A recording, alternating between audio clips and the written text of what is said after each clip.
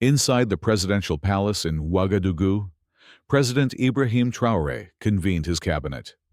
The room was heavy with unease. Some ministers urged compromise, propose repayment schedules, negotiate with European banks, find a middle ground. Others shook their heads in silence. The question was clear. Should Burkina Faso bow or resist? Traoré rose to speak. His words were measured yet unyielding. "This is not about debt," he said. "This is about control. They want us to pay with gold mined from our own blood for loans we never signed. If we bend today, tomorrow, there will be nothing left to stand on." His defiance changed the tone of the room. The cabinet began to see the crisis not as a financial dispute, but as an assault on sovereignty itself.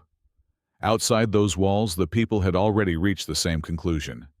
In the markets, loudspeakers carried the news. On WhatsApp, messages spread like wildfire. Miners marched from the goldfields with their tools raised high, declaring that their labor belonged to Africa, not foreign vaults. Students staged sit-ins at universities demanding an end to IMF dependency. Mothers shouted in protest, "If they keep our gold, they are keeping the future of our children." The atmosphere was no longer one of confusion. It was anger sharpened into conviction. The turning point came when Traoré extended the crisis beyond Burkina Faso's borders. He summoned an emergency meeting of the Alliance of Sahel States, Mali, Niger, and Guinea. The message was clear. Your gold is our fight too. Around the table, frustration burned.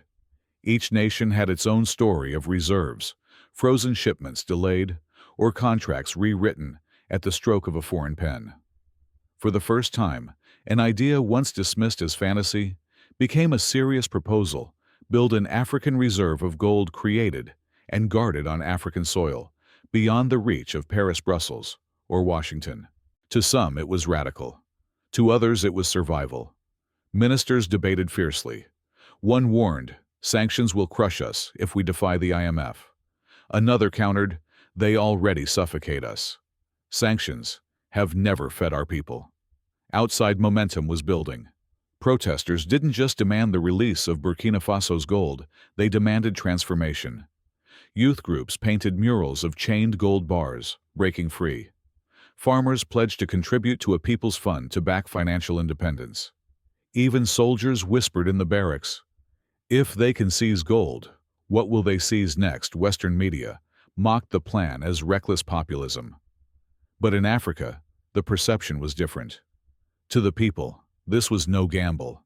It was defiance, and in defiance they found unity. For Ibrahim Traoré, the humiliation that was meant to weaken his nation was becoming the foundation of a new continental vision. The retaliation from the West came swiftly. European banks froze transactions linked to Burkina Faso and its allies. Insurance companies refused coverage for shipments leaving the Sahel. Cargo ships bound for Asia were delayed, inspected, or turned back.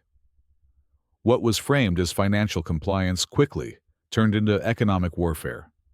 Inside Burkina Faso, the consequences were immediate. Imports slowed. Prices of bread and fuel spiked. Families already living on the edge felt the squeeze. In villages, mothers rationed meals.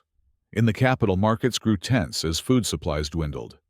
Yet instead of breaking the will of the people, the hardships deepened their resolve. Farmers pledged part of their harvest to support the nation. Cooperatives emerged to pool resources, feeding soldiers and students alike. Volunteers organized supply lines across provinces. Students marched not only for gold, but for dignity, chanting, "Our future is not collateral." In the military, once cautious voices hardened. Officers began to speak openly, if foreign powers could starve them with sanctions. Then, it was proof that Africa's wealth had never truly been theirs. What was meant to weaken the country was forging an unusual unity: government, people, and army, aligned under the same cause. The streets of Ouagadougou no longer echoed with despair. They pulsed with determination. Then came the revelation that changed everything. Documents leaked from a major European bank confirmed what many in Burkina Faso already suspected. The seizure of gold was not an accident of regulation, but a direct order delivered under pressure from Washington. The memos revealed chilling language: without control of their gold, IMF leverage will collapse. This cannot be allowed. When the news broke, the impact was electric. Radio hosts repeated the findings until every household in Ouagadougou knew the truth. Newspapers carried the headline in bold letters, "Our gold, their debt." For millions, the leak was not just evidence, it was vindication. What had been framed as law was exposed as coercion. The reaction was transformative. Pride surged where anger had burned before. Miners raised their tools as symbols of defiance. Farmers carried baskets of grain declaring they would support their nation even if imports were cut. Students held banners proclaiming, "Our gold is our freedom." The humiliation of the port seizure was being rewritten into a story of resistance. Internationally, the leaked memos embarrassed European officials who scrambled to deny their authenticity. But the signatures were undeniable. What was meant to silence Ibrahim Traoré now amplified his voice. For the first time, leaders across the Sahel saw not just a crisis, but an opportunity to redefine Africa's place in the world. In Washington and across Europe, the narrative was clear. President Ibrahim Traoré was reckless, too young, too dangerous. Western newspapers framed the African Gold Reserve Project as a gamble that would lead to famine and instability. Talk shows described it as a dangerous experiment that could collapse fragile economies. The words were not just analysis. They were weapons in a campaign of psychological warfare meant to intimidate both leaders and citizens of the Sahel. Donald Trump himself doubled down. At a press conference, he declared, "These young leaders think they can defy the rules. But if Africa wants to sit at the table of global trade, it must first learn to follow the law." For Trump, that law meant IMF contracts and dollar dominance. Anything outside that system was painted as chaos. Inside the Beltway, policymakers worried aloud. Reports warned that if Burkina Faso and its allies succeeded in keeping their gold at home, the IMF's leverage across Africa would evaporate.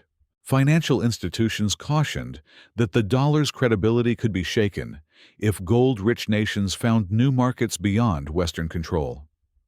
What began as a dispute over one shipment of gold was being reinterpreted in Washington as a threat to the very architecture of global finance. Beyond the West, the crisis was viewed through a different lens.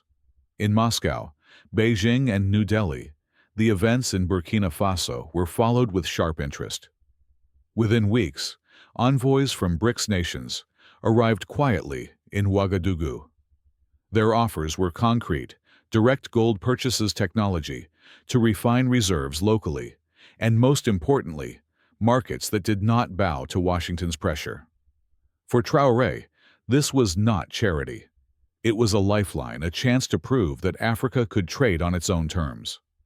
The potential consequences alarmed Western analysts.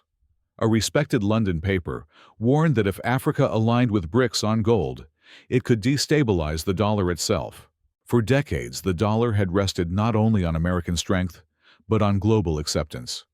If nations across Africa redirected their wealth toward alternative systems, the balance of power could tilt dramatically. For older Americans watching from afar, the question was sobering. Were they witnessing the birth of a multipolar world where U.S. influence no longer commanded automatic obedience? Could Washington afford to dismiss the voices rising from Ouagadougou, Bamako, and Niamey? Or was it time to reconsider whether the rules of global trade still served the common good? In the halls of power, fear and denial mingled.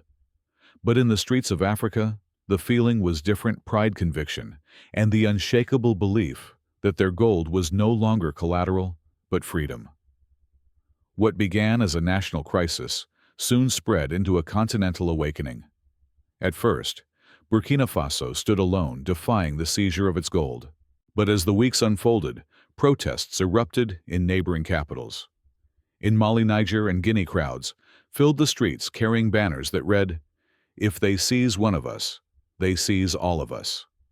Leaders who had once hesitated now pledged their own resources, uranium bauxite, and more to a shared reserve. The humiliation that had threatened to break one nation was now uniting a region. This momentum startled Western observers. What was intended as a warning to Africa had backfired. Instead of isolating Ibrahim Traoré, the crisis elevated him. His speeches were broadcast across the Sahel, his words echoing in marketplaces and university halls. A new symbol had been born, not just a president, but the voice of a continent demanding dignity. The turning of the tide was sealed when the leaked European memos reached African newspapers. What had been dismissed as speculation was now undeniable proof the West had orchestrated the gold seizure to preserve IMF control. Overnight, the narrative shifted. Traoré was no longer defending his nation against rumor. He was confronting a conspiracy laid bare. The reaction was electric. Across Africa, people who had once doubted him now rallied behind his cause. In Ouagadougou, miners lifted their tools like banners of victory. Farmers declared they would feed the nation even under blockade. Students painted murals of gold breaking free from chains, symbols of a future beyond dependency. What was designed to shame Burkina Faso had instead created a hero. Ibrahim Traoré, once portrayed as reckless, now stood as a symbol of resistance. His defiance was no longer questioned. It was celebrated.